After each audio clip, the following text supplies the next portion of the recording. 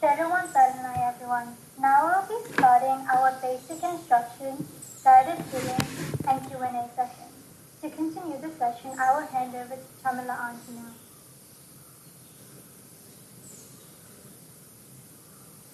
Thero Saranai. Thero Saranai. We started the Canberra retreat this morning at 9 a.m. local time. Yeah. Because we were continuing, there were some participants who were retreat. So this session will normally be Q&A, but since there are, because it's the first day of the Canberra retreat, we will have the guided, rather the basic instructions and the guided sitting as well. So we have 2 questions from previous sessions, I believe. So Bante, would we do the questions first and then the basic instructions, or we can keep the questions for tomorrow? Yeah, I think we can complete the questions so that we can freshly go to the new retreat, no? Okay, Sarna. Yeah. Yes. Then I will read out the questions. So this is the first question. It is on the walking and sitting practice. It's quite a bit lengthy one. Sitting meditation, Anapanasati. Sat comfortably. Initially, other thoughts entered for a few seconds. Then could concentrate on the breathing. After a while, thoughts appeared, but realized that in that instant. After realizing it automatically, my concentration went back to breathing. Initially, breath was felt at the back of the nose.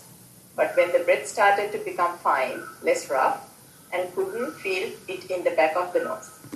So then I focused on the chest expansion. With the breath becoming fine, hands started to feel numb. After that, my mind sometimes checked if my feet were numb too, but I identified that my mind was checking that. I could concentrate on the, I think it's inhalation and exhalation better than when I started, and after a while my mind felt like expanding and the surrounding felt like it's expanding and becoming larger. I identified that I was feeling this. I had this feeling for some time. Then I saw a light. My visual field was I was as black before, looked white. I think my visual field which was I saw as black before looked white, and I felt happy. I felt this for a while, and the concentration went back to breathing. But now more thoughts entered my mind than before. When one thought entered, I realized it in that instant. Then that thought terminated and another one formed. There was a rapid sequence of thoughts and images like this, and I identified it's changing rapidly. I felt a bit disappointed that I was getting external thoughts. I identified that I felt disappointed. In between the thoughts, my concentration went back to breathing. So my mind went back and forth, breathing and other thoughts. After some time, I felt sleepy and very lethargic. But I identified that I was feeling this. I couldn't concentrate on the breathing, but I was mindful that I was feeling sleepy. Then I suddenly felt more alert and rejuvenated, and I could concentrate on the breathing better than before. Breathing was very shallow, slow, and fine. Then I felt like I was getting taller and longer, like my body is stretching. I couldn't feel my arms at all. I felt like I didn't have arms. I couldn't feel the breath in my chest anymore, and I felt that the breath was outside. I could still concentrate on the inspiration and expiration, but I felt like it's outside my body. I felt like the surrounding was very vast, like the sky, and I felt like I was outside my body. My body didn't feel like mine. And I felt happy. These feelings lasted longer than the previous ones. Then I felt my head was spinning and rotating, and it felt like I couldn't control the body, and my head was sort of floating, and I felt like I'm free. I mindfully looked at these feelings. Then the alarm sounded, and I wanted to end the meditation. My breathing started to get more prominent, and it felt like my breath returned to my body. Then I open the eyes. That is the end of the question. Yeah, so basically, I mean, these kind of perceptions are possible because as you do anapanasati meditation, mindfulness on breathing, so sometimes we feel like we are quite closer to the breath and we are observing it properly, and sometimes we are disengaged from the breath and we are observing it, and sometimes we are going very high at a very higher position and the body becomes either small and then we are observing breath, or sometimes we go high and body also fairly expanded and then we are observing breath. So likewise these kind of very different perceptions are possible. Sometimes we call them as 11 types of breathing, 11 facets of breathing. In Pali it's called Atita Anagata Pachuppanna, that indicates the past, future and the present. And then the Ajjattika Bahira, that is the internal and external. Hina Panita, that means inferior and sort of superior. Likewise there are very different, and then the far and new, Dura Santika.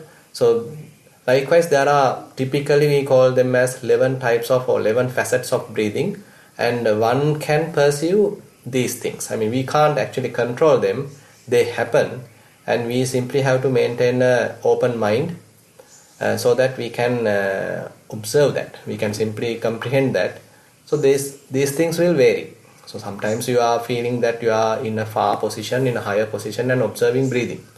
But after some time it may change and again you may be back to your body and observing the breathing in a close position. So likewise again you can understand these are all perceptions, these are all sort of different facets of breathing, and almost you have no control. They happen due to various causes, and we simply can observe them in a more neutral attitude. You are doing well, so basically your concentration is developing. That's why various nimittas, signs, these lights are appearing, that indicates your concentration is improving. You may continue, and it is good that if you can write something about your walking meditation as well. I think the report doesn't have walking meditation, so it is necessary to incorporate walking meditation, because otherwise if you simply emphasize on sitting meditation, it is fairly concentration biased. But on the other hand, when you are involved with walking meditation, then it is sort of a balance, and walking meditation particularly sort of help mindfulness, sati, than concentration. Concentration also develops, but more prominence is given to the mindfulness. So therefore these kind of faculties we have to balance. And so next time in the next report, please include your experience you had in walking session as well. You may continue your practice. Thank you, Bhante. So the next question is a general question. Venerable Bhante, during meditation, thoughts come into my mind about problems I am facing. These thoughts persist, and my mind feels like I need to come to a solution immediately. May I ask, when is the best time to address these problems in my mind? Example, is it immediately after meditation that I will come with the best ideas, solutions? That's the end of the question. Yeah, actually yesterday also there was such similar problem. So as you meditate, as you in the walking session, there are very brilliant ideas coming to the mind, brilliant plans, brilliant solutions. What are you going to do? So one option is, if it is so prominent, so overwhelming, you can sort of write it down in point form without spending long time. Just write it in the point form and return to the walking session immediately. Because sometimes these may be sort of hours or days of thinking that we were thinking and sort of proliferating about these kind of things, but we couldn't find a solution. But while walking, when mind settles down, then immediately this kind of a brilliant idea, a better solution is coming to the mind. So if we are trying to suppress it, then that is also sometimes not helpful, because this is a kind of a problem that we struggled for long period. But now a brilliant answer has come to the mind. So one advantage is, these are, we can say, kind of side effects of the meditation, side results of the meditation, byproducts of the meditation, because as our mind become more clear and clear, then these are possible. So you can immediately write it down in point form without spending more time and come back to, or return back to the working session. And on the other hand, if you are able to sort of keep it aside, this idea, you understand, you recognize it's a brilliant idea, but you can make a note and simply leave it aside. Not in the sense you call it, or rather you recognize it, you understand this is the solution, and you are able to keep it aside. Rather than building on top of it, rather than proliferating on top of it, you have the capacity to keep it aside and again return back to the typical walking session. So these approaches are possible. And later session actually, even at the end of the session, you can get that idea or you can get that brilliant answer, because already mind is fairly calmed down. Already mind has that clarity, so that you can get that same answer even after the session. So therefore you don't need to worry that I may forget it or something like that. Most probably you can reflect back and get the same answer, and even the same say you can recall what has happened during the meditation session, and you can get the same answer at the end of the session, after the session. So therefore you don't need to worry that you may forget it altogether. Rather, you at the end of the session you can again recall it and you can implement the answer. So these kind of approaches are possible. You can utilize what is most appropriate for you. Yeah. Thank you, Bhante. So we only had those two questions Right. going on this session. Right. Now I will hand over to Bhadranti from Canberra to initiate the session. Fine. Retreat. Over to you, Auntie. You can unmute yourself. Is it okay now? Yes. Yes, we can hear you, Auntie. Okay, now I start again. Servan Saranai, Namaskar Veva Swami Nansa. Right. On behalf of the Canberra virtual retreat, I would like to welcome Most Venerable Bhante Chandaratana Thero. Today is the first day of our Canberra retreat. Venerable Chandaratana Thero is familiar to most of you by now. He is the Deputy Abbot of Mitrigal and Nissarana Vanaya Forest Monastery. Venerable Thero has mastered the mindfulness practice in both Samatha and Vipassana techniques for more than a decade. We are very fortunate to have Venerable Thero with us today. Venerable Thero has kindly agreed to carry out this virtual retreat on behalf of us in English with a guided sitting session, Q&A and a Dhamma talk based on Madhya Sutra, a discourse on the middle. Initially, we were planning on having this retreat at Canberra Park as a residential retreat in Canberra, with Bhante connecting online, but we had to cancel it due to corona outbreak, as you know. The uniqueness of this retreat is that we are trying to engage children into mindful practice by having a scaled-down version of the same retreat that the adults are following.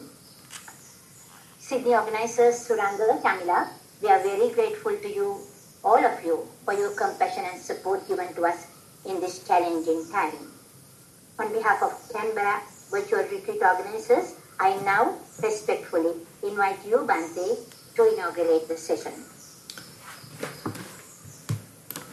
Yeah, thank you very much.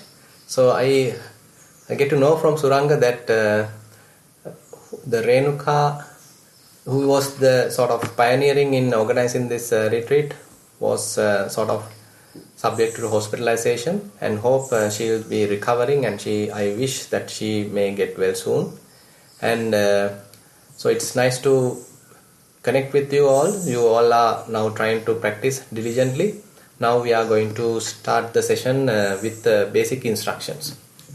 So here in this session, what we are trying to do is to develop mindfulness in particular, because we already have a certain amount of mindfulness, but we need to further improve it. So that is the main theme of this retreat, we can say. So mindfulness has become a sort of a popular subject these days, and Buddha taught this 2600 years ago, and there are very famous suttas, famous teachings from the Buddha directly touching mindfulness. Satipatthana Sutta is one of such discourse delivered by the Buddha, comprehensively touching the mindfulness. Various aspects of mindfulness is discussed in that sutta. And there are so many other suttas collected and combined and presented in order to practice mindfulness in many different ways. Now, in this retreat, so you as beginners, you can start paying attention to your posture. Say, for example, you are sitting cross-legged, if possible. If not, maybe you can even use a chair. Sit in a straightforward manner, mostly a sort of a comfortable manner, and keep your eyes gently closed and head straight, and your upper half of the body straight. So likewise, you are now sort of having a fairly comfortable posture.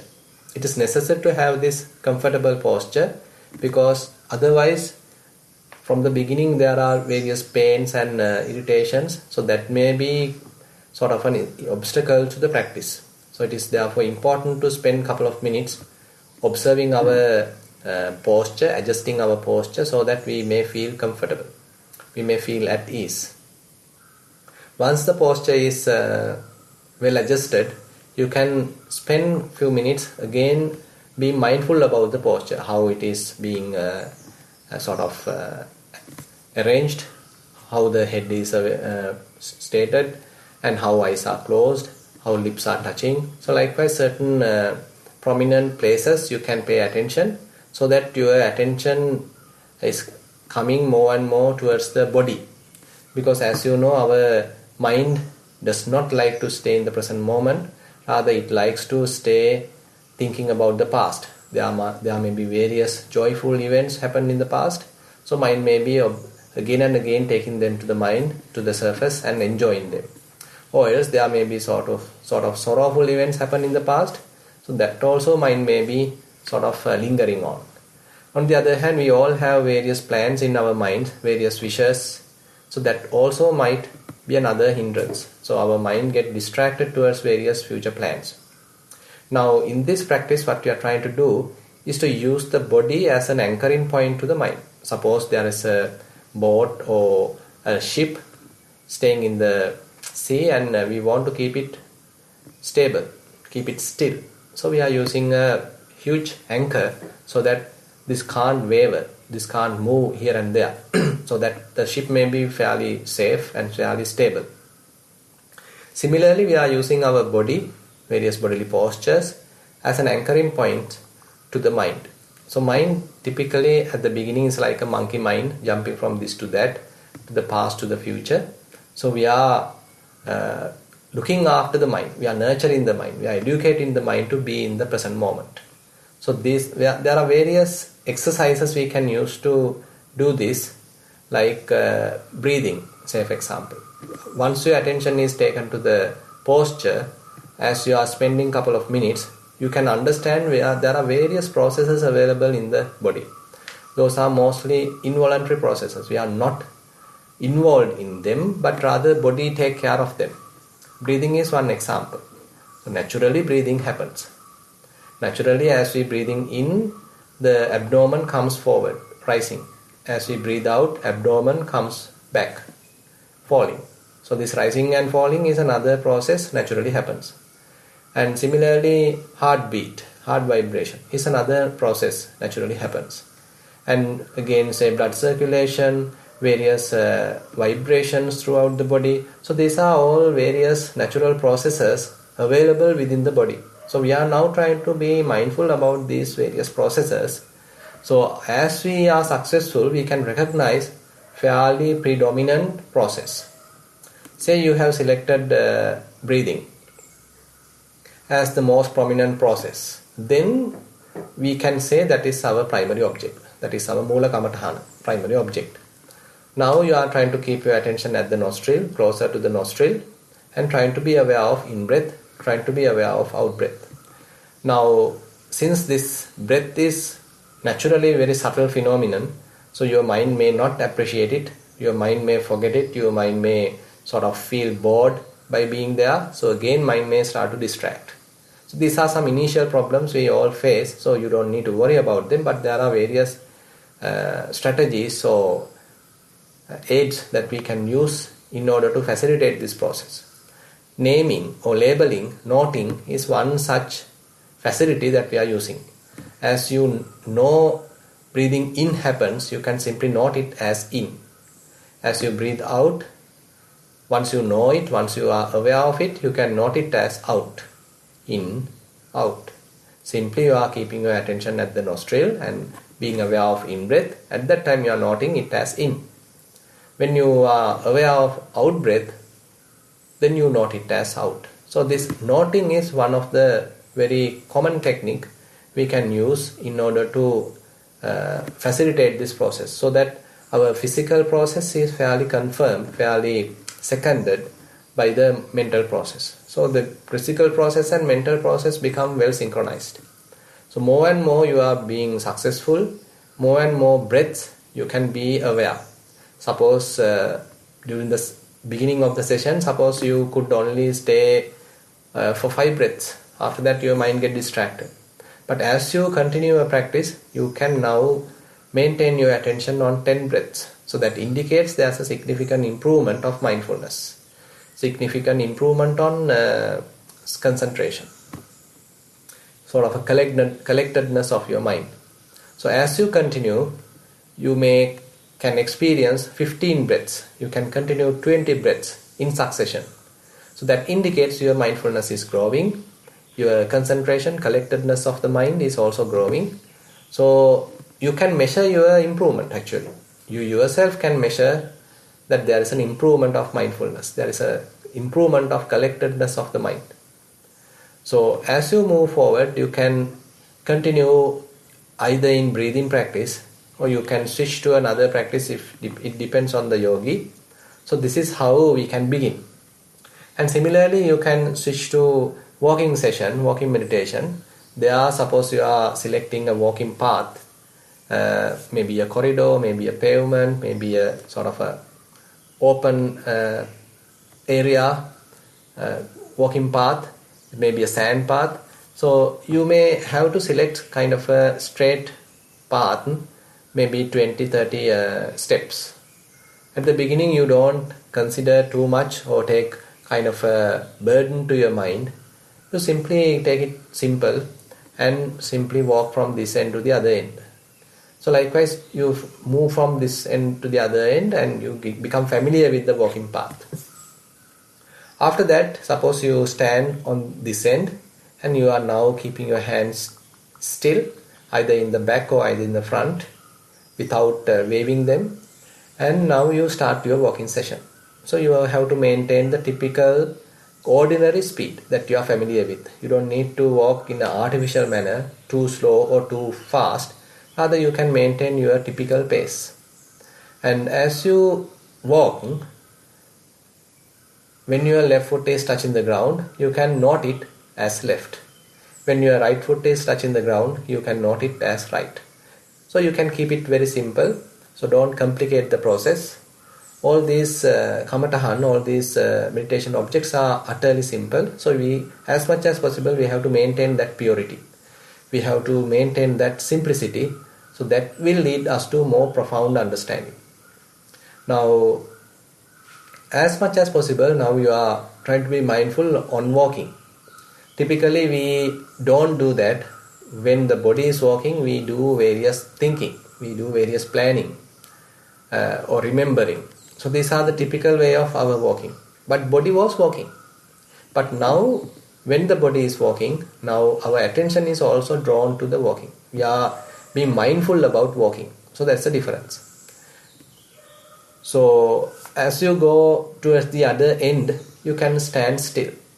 Without immediately turning back, you can stand there and again you can reflect back or you can be aware of the standing posture. You were in the walking posture, now you are in the standing posture.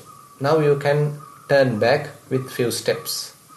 And again, without immediately starting the walking back, you can be aware of the standing posture. And then you can start the walking back. Now again, left, right, you can simply be aware of this touching sensation. If you are being successful, then you can understand, okay, at the beginning of the session I could only be mindful of 5 steps, but after some time, after a couple of days, maybe now I can be mindful about 10 steps, 15 steps, 20 steps. So likewise you can understand or you can measure your own progress. At the beginning I had sort of weak mindfulness, now I have fairly a better mindfulness. Again I am now learning how to aim my attention, because when your foot is touching the ground, you have to properly aim your attention to that very place. And when next foot is touching the ground, again you have to aim your mind. So likewise you are aiming your mind properly as you walk. And once you are progressing, you probably could feel that now noting, labeling is not necessary. At that time you can stop left, right, and rather you can maintain your mindfulness with a quiet mind, very silent mind.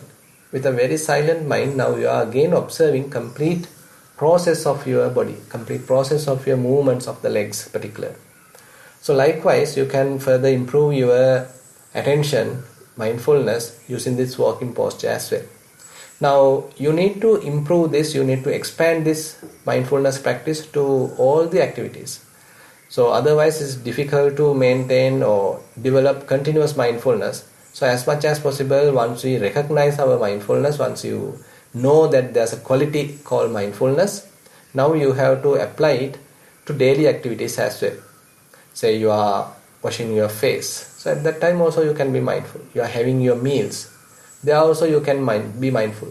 At the beginning of the day, suppose you are washing your face or you are brushing your teeth, there also you can be mindful.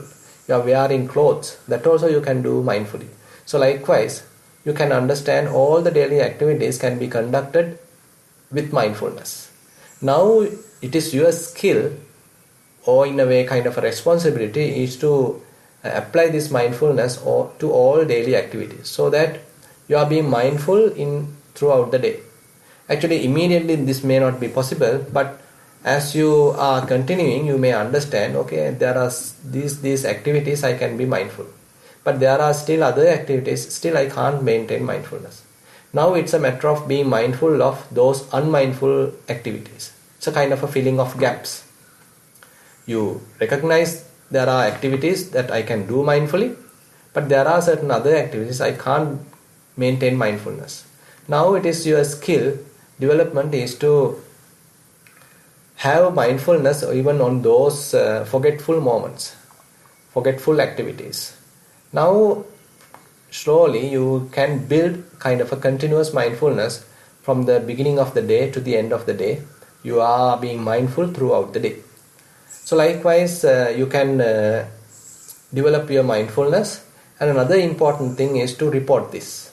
So at the end of the session you can write down what you have experienced, what is your primary object, how you sit, what was your primary object, and how you experience it, what are the experiences, and what are the sort of obstacles came on your way and how you were able to overcome them.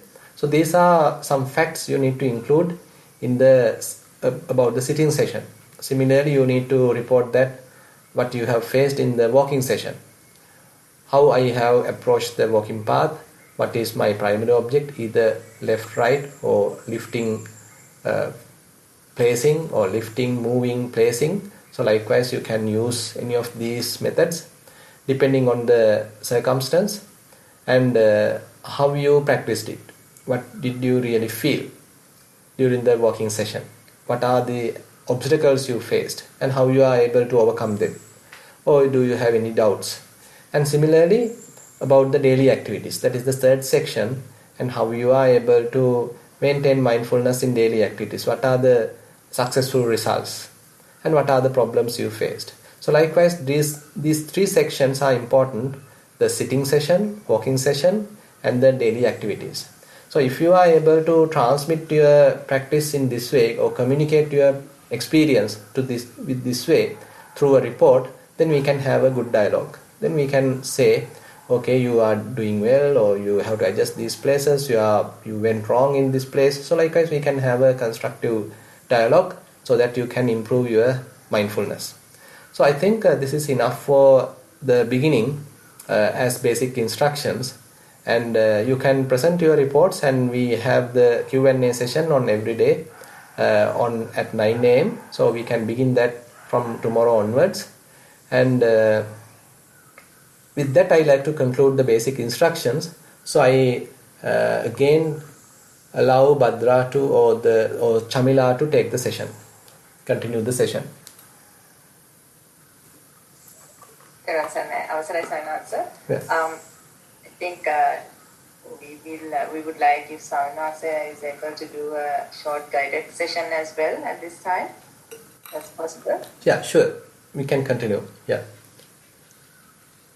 So I'll spend a couple of minutes giving you some instructions, and after that I'll leave the session, but you need to continue your practice. Now you can sit in a comfortable position.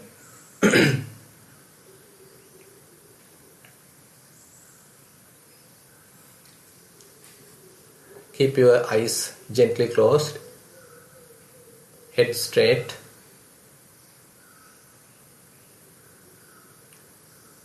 And you can feel your lips touching, and you are keeping your tongue also in a restful position at the middle, and there is no any tension throughout the face. You feel relaxed.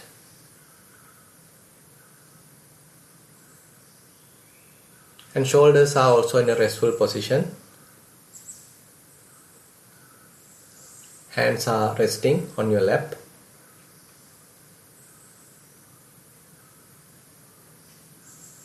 You can feel some pressure, weight at your buttocks, because the weight of the upper half of the body is concentrated there. You can feel some pressure. And your legs are bent. All the muscles are relaxed. And certain parts of the soles are touching the ground. See whether you can feel these. You are not thinking about them, rather you are trying to be aware of these. You are trying to be aware of all these various feelings. All these indicates that your attention is in the present moment. You are not in the past, not daydreaming about the future, planning about the future, but you are utterly in the present moment.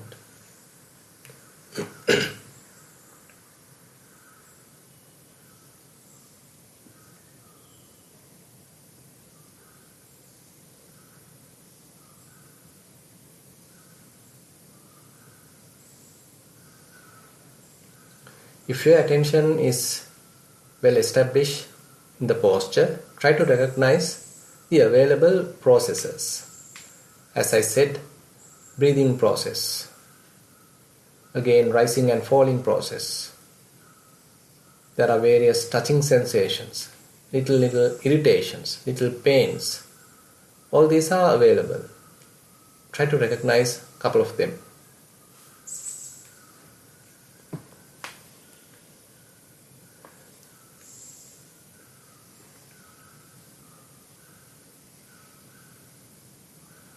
Suppose you have selected rising and falling of the abdomen. Now try to keep your attention there. With a very relaxed attitude, you are keeping your attention closer to the abdomen. As the abdomen coming forward, you can note it as rising. As it moves back, you can note it as falling. Rising, falling, rising, falling. Very gentle mental verbalization. Simply note.